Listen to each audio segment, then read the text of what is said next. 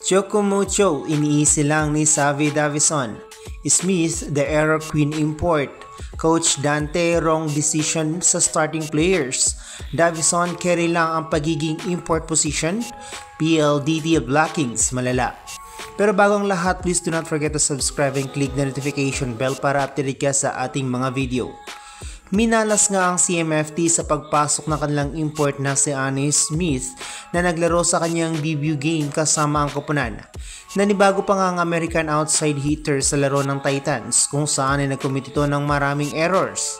Pinatumba nga lang sila ng PLDT in straight sets sa score na 25-21, 25-20 at 25-19.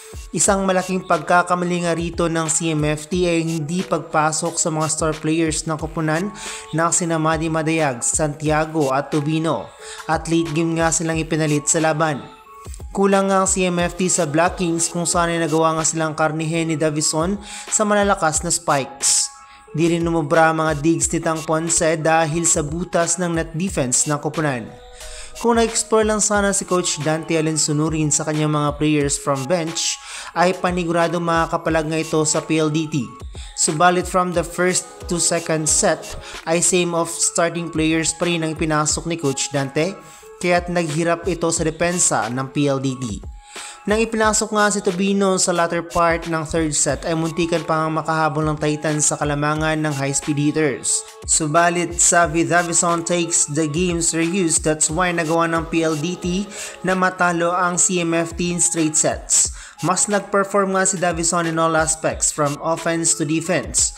Naparami nga rin ang mga solo blocks nito kaya't kahit sino kinatulintino at manabat ang pumalo ay nahuhuli nito agad.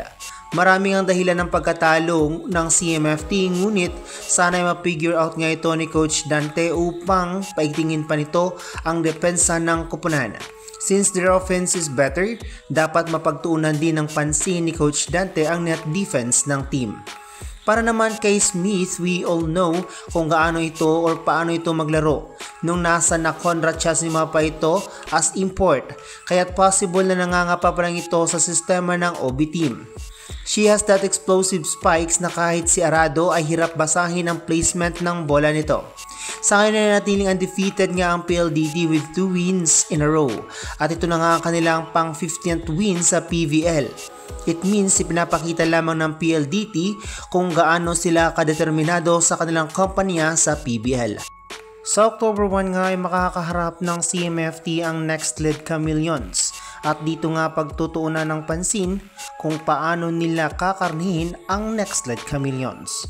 Kakayanin kaya ng Next Lead ang lakas ng CMFT? O kakayanin ba ng CMFT ang galing ng Next Lead Chameleons? Comment your thoughts below.